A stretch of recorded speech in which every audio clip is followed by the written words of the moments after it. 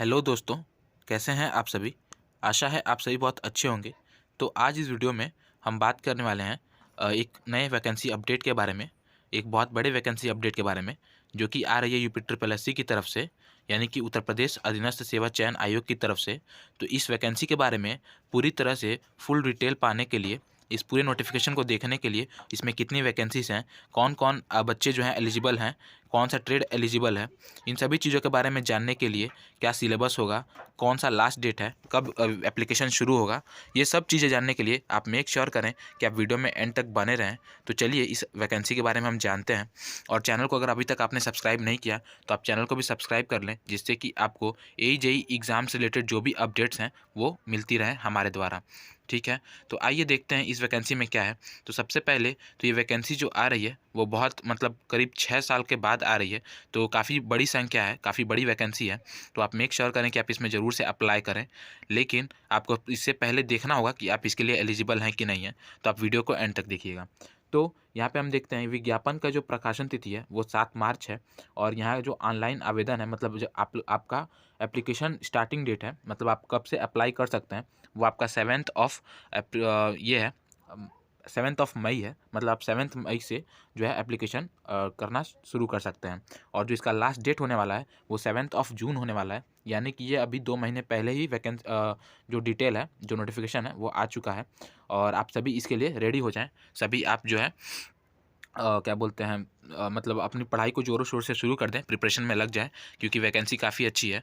और यहाँ पे बताया गया है कि जो क्या बोलते हैं, जो फ़ीस, जो एप्लीकेशन फ़ीस देने का मतलब लास्ट डेट है एप्लीकेशन फ़ीस का, वो 14 जून है। मतलब कि 7 दिन बाद लास्ट डेट ऑफ एप्लीकेशन के। और इसके बाद यहाँ पे बताया गया है कि यहाँ पे जो बच्चे हैं वो तभी फॉर्म भर सकते हैं अगर उन्होंने PET 2023 का एग्ज़ाम दिया है और उनका जो स्कोर है वो 0 से ज़्यादा है, या मतलब नेगेटिव मार्किंग में नहीं है, 0 से ज़्यादा है, तो वो इस वैकेंसी के लिए अप्लाई कर सकते हैं। लेकिन उनके पास PET होना चाहिए, PET 2023 का। इसके बाद हम बात करें, यहाँ पे बताया गया है कि ऑनलाइन एप्लीकेशन कैसे देना है, उसके बारे में जो भी आवश्यक सूचना है, ये सभी चीज़ें यहाँ पे बताई गई हैं कि कैसे UP SSC.gov.in पे जाना है, कैसे क्या करना है। यहाँ पे एक चीज़ मैं आपको बता दूँ कि यहाँ पे जो आपका एलिजिबिलिटी है, मतलब जो भी आपकी एलिजिबिलिटी क्राइटेरिया है, चाहे अगर मतलब आपको जो भी कैटेगरी सर्टिफिकेट लगाना है, या फिर आपका जो एजुकेशनल क्वालिफिकेशन है, वो सभी जो उन सभी चीज़ों के लिए जो क्रूशियल डेट है, जो आपका क्रूशियल डेट है, जिस डेट से जिससे पहले आपके ये सभी क्राइटेरियाज आपके पास होने चाहिए, आप इनको इन सभी क्राइटेरियाज को फुलफ़िल कर सकें, वो डेट है 7 जून। मतलब आपके पास 7 जून से पहले आपका जो भी एजुकेशनल क्वालिफिकेशन है, यहाँ पे तो डिप्लोमा मांगा गया है, तो डिप्लोमा आपका होना चाहिए। आपकी अगर कैटेगरी की बात करें, अगर आप किसी भी मतलब कैटेगरी से बिलोंग करते हैं, रिजर्वेशन चाहते हैं, तो उसका भी जो मतलब सर्टिफिकेट है, कास्ट सर्टिफिकेट, वो भी जो है आपका 7 जून से पहले का होना चाहिए। तो इन सब चीज़ों के बारे में आप ध्यान रखें, और अभी समय है तो अभी आप बनवा लें अगर आपके पास नहीं है तो। उसके बाद अगर हम बात करें आगे की, तो यहाँ पे जो है अलग अलग कैटेगरी के लिए किस तरह से आरक्षण होगा, किस तरह से रिजर्वेशन दिया जाएगा, उन सब चीज़ों के बारे में बताया गया है। यहाँ पे PET के बारे में बताया गया है कि PET 2023 का ही मतलब जो बच्चे दिए होंगे और जिनका मार्क्स जो है 0 से ज़्यादा होगा, वही भर सकते हैं। इसके बाद यहाँ पे बताया गया है कि एप्लीकेशन कैसे फुलफ़िल करते हैं। और यहाँ पे फ़ोटो एंड सिग्नेचर के बारे में बताया गया कि जो फ़ोटो और सिग्नेचर होना चाहिए वो क्लियर होना चाहिए, साफ साफ दिखना चाहिए। और यहाँ पे किसी भी तरह का SSC की तरह डेट वेट के बारे में कंडीशन नहीं रखा गया कि आपका डेट होना चाहिए, ऐसा कुछ नहीं होगा। आपका एक नॉर्मल सा फ़ोटो भी चल जाएगा। इसके बाद यहाँ पे अदर डिटेल्स दी गई हैं। उसके बाद यहाँ पे पेमेंट के बारे में बताया गया है कि आपका जो पेमेंट है, आप ट्रांजैक्शन कर सकते हैं किसी भी UPI के through, credit card, debit card, या फिर इंटरनेट बैंकिंग के थ्रू। और उसके बाद यहाँ पे बताया गया है कि जो आपका फ़ीस होने वाला है, वो फ़ीस आपका सिर्फ़ और सिर्फ 25 रुपये होने वाला है। जो वो भी जो है एप्लीकेशन प्रोसेसिंग फ़ीस है। आपका फ़ीस नहीं लग रहा है, सिर्फ एप्लीकेशन प्रोसेसिंग फ़ीस लग रहा है, जो कि सिर्फ 25 रुपये है। तो आप मेक श्योर करें कि अगर आप एलिजिबल हैं तो आप इसमें ज़रूर से अप्लाई करें। इसके बाद यहाँ पे बताया गया है कि मुख्य परीक्षा हेतु परीक्षा शुल्क का भुगतान केवल मुख्य परीक्षा हेतु शॉर्टलिस्टेड किए गए अभ्यर्थियों द्वारा ही अलग से किया जाना होगा। अच्छा, यहाँ पे एक और चीज़ मैं बताना चाहूँगा आपको कि इस नोटिफिकेशन में बताया गया है कि जैसा कि बताया गया है कि PET 2023 लगेगा, तो यहाँ पे जो बच्चे फॉर्म भरेंगे उनका भी जो है सबसे पहले उनका भी शॉर्ट लिस्टिंग होगा कि किन बच्चों को एग्ज़ाम देना है। यहाँ पे इसका भी शॉर्ट लिस्टिंग होगा। यहाँ पे बताया गया है, नीचे आपको मैं भी दिखाता हूँ। यहाँ पे बताया गया है, यहाँ पे देख ही सकते हैं आप यहाँ पे एग्ज़ाम के बारे में बताया गया है कि एग्ज़ाम किस तरह से होगा और कितने बच्चों को शॉर्टलिस्ट किया जाएगा एग्ज़ाम देने के लिए। क्योंकि इस एग्ज़ाम में, क्योंकि ये पहले ही से आप कह सकते हैं कि इसका एक प्री एग्ज़ाम जो है वो पीईटी रखा गया है। मतलब आप समझ सकते हैं कि आपका प्री एग्ज़ाम आप दे चुके हैं और प्री एग्ज़ाम के बाद अब आपका शॉर्टलिस्टिंग होगा, और वो इस तरह से होगा कि आपका जो है विज्ञापित पदों के सापेक्ष श्रेणीवार 15 गुना अभ्यर्थी अंतिम कट ऑफ अंक परसेंटाइल स्कोर धारित करने वाले समस्त अभ्यर्थियों को सम्मिलित करते हुए को मुख्य परीक्षा हेतु शॉर्टलिस्ट किया जाएगा। मतलब कि ये जो है, आप जब फॉर्म भरेंगे तो आपका जो पीईटी स्कोर होगा, पीईटी में जो आपका परसेंटाइल होगा, उसके अकॉर्डिंगली जितने आपके पोस्ट हैं जिनको अभी हम देखेंगे, उनसे 15 गुना बच्चों को बुलाया जाएगा। क्या बोलते हैं, मेन मतलब एग्ज़ाम देने के लिए उतने बच्चों का ही जो है एडमिट कार्ड जारी किया जाएगा, और उतने ही बच्चों का जो है यहाँ पे एप्लीकेशन फ़ी भी लगने वाला है, वो यहाँ पे बताया गया है। ठीक है, तो ये तो बात हो गई एप्लीकेशन फ़ी की। अब हम बात करते हैं कि कितने पोस्ट आए हुए हैं। तो अगर हम बात करते हैं यहाँ पे पोस्ट की, तो पोस्ट जो हैं वो कुछ स्थायी भी हैं और कुछ अस्थायी भी हैं। मतलब कुछ जो है परमानेंट है और कुछ जो है टेम्पररी बेस्ड है, तो दोनों ही हैं। तो यहाँ पे अगर हम देखें तो पीडब्ल्यूडी, ग्रामीण अभियंत्रण विभाग, जल निगम, इन सभी के द्वारा दिया गया है, और सबका जो है सभी जो है जेई लेवल के ही हैं। और अगर हम बात करें पोस्ट नंबर ऑफ़ वैकेंसीज़ की, तो आप इसे देख लीजिएगा। मैं इसे जो है अपने टेलीग्राम चैनल पे डाल दूंगा, स्टडी सिविल विद सिविल। आप वहाँ से इसे डाउनलोड कर सकते हैं, और इसके जितने भी इंपॉर्टेंट पॉइंट्स हैं, जितने भी इंपॉर्टेंट डिटेल्स हैं, उन्हें आप एक बार खुद से चेकआउट कर सकते हैं।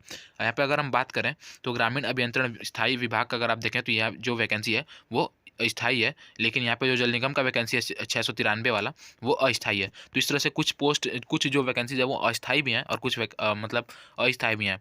तो इन सबको मिलाकर जो टोटल वैकेंसी हो रही है वो हो रही है 2847, यानी करीब 2847, यानी 2850 के लमसम में आपकी वैकेंसी आई हुई है। इसके बाद यहाँ पे बताया गया है कि आपके पास दिव्यांगता वाले मतलब आरक्षण संबंधित प्रावधान दिया गया है कि किसी को अगर आरक्षण चाहिए तो उनके पास कैसा कैसा क्या चीज़ है। और यहाँ पे अगर एलिजिबिलिटी क्राइटेरिया की हम बात करें तो पीईटी 2023 के साथ साथ आपके पास जो है मतलब आपके पास जो है डिप्लोमा होना चाहिए, बस इसके अलावा और कुछ नहीं। और अगर आपने एनसीसी या फिर प्रादेशिक सेना में न्यूनतम 2 वर्ष की अवधि तक सेवा किया है, तो आपको जो है कुछ मतलब उसमें कुछ अलग से आपको मतलब रिजर्वेशन मिलेगा। तो उसके बारे में यहाँ पे बताया गया है, और सभी वैकेंसीज़ के लिए यही मतलब क्राइटेरिया रखा गया है, यही एजुकेशनल क्वालिफिकेशन रखा गया है। तो आप देख सकते हैं।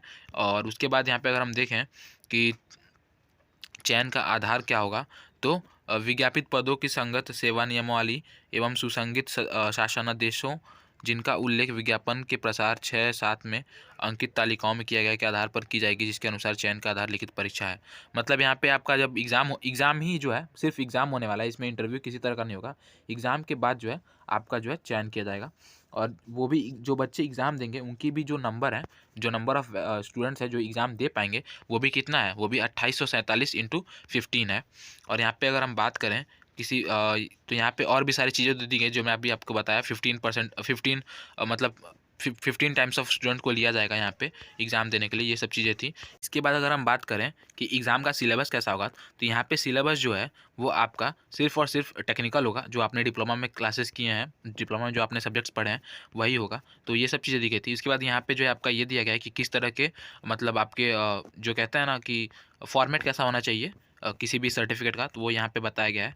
तो ये था इस वीडियो में, और ये था इस वैकेंसी अपडेट के बारे में। जैसा कि आप देख सकते हैं बहुत बड़ी वैकेंसी निकली है, लेकिन इन्होंने जो है पीईटी के बारे में लागू कर दिया है। पीईटी 2023 चाहिए बच्चों को, जो कि बहुत बच्चों के पास नहीं है।